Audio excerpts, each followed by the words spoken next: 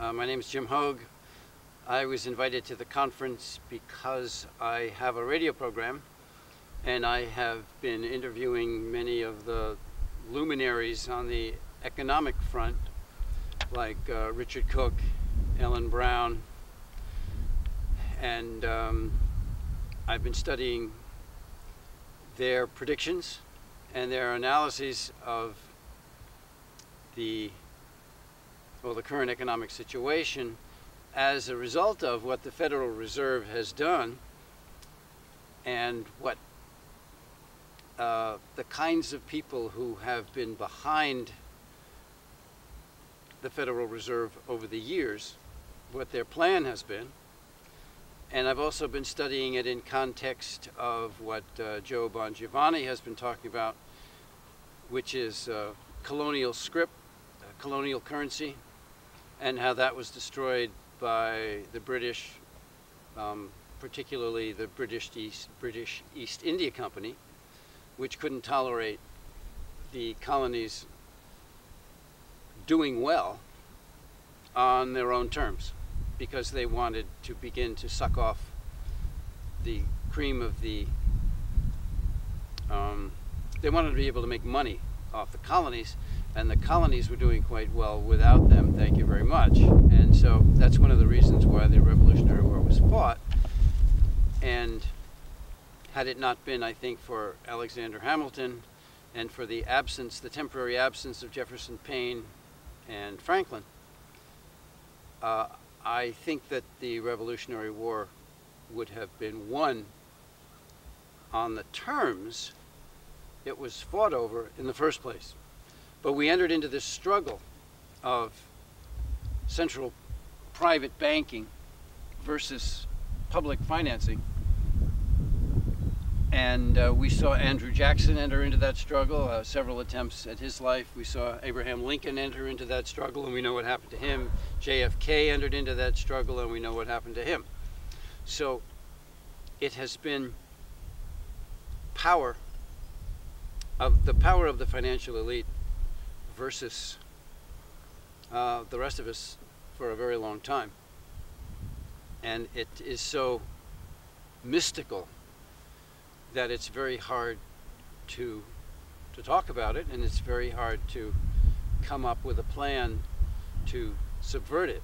And one of the reasons I'm here is because North Dakota did have a victory over the Federal Reserve in 1919. They have their state bank. It's been running ever since, and it's been very successful. So I'm here to present that idea, among others, to the currency group.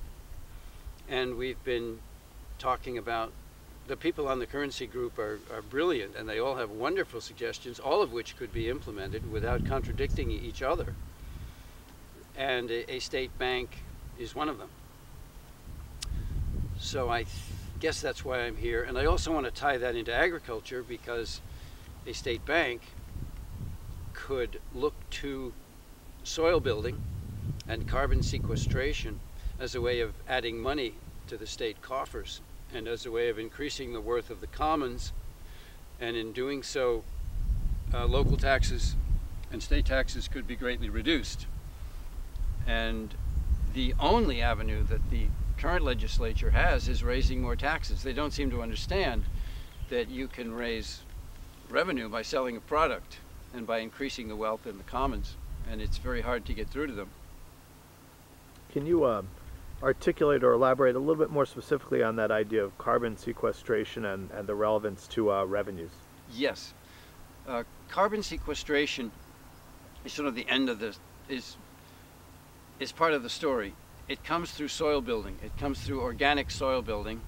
That began a few million years ago when the great herds roamed the plains and they were chased from place to place. They huddled together and they ate and they defecated and they peed, and that created soil at a fairly rapid rate. They were moved by predators.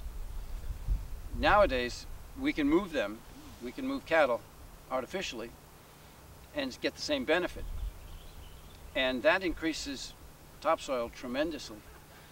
which is a way of sequestering carbon. And you may have heard that there is such a thing as the carbon market, carbon credits, carbon auction. And if Vermont, for example, doesn't matter who does it, if Vermont were to jump into soil building and carbon sequestration, it would not only increase the wealth of the commons, because think of the amount of money that people spend on enriching their soil.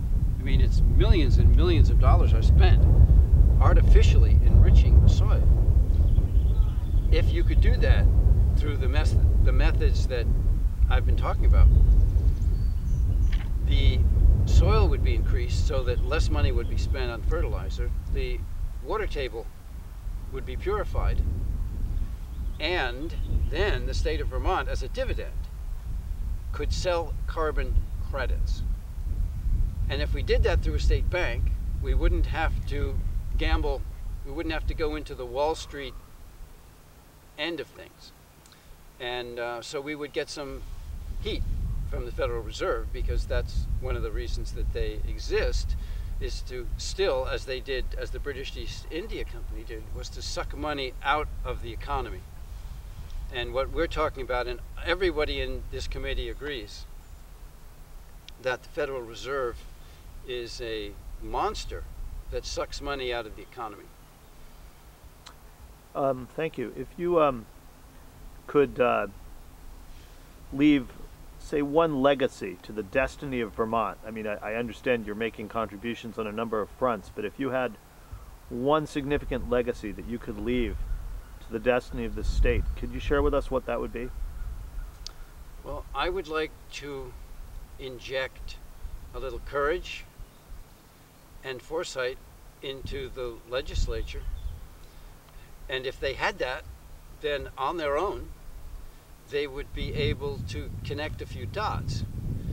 And that would mean I would like to see them understand what happened during the 9/11 attacks. I'd like to see them look into election integrity.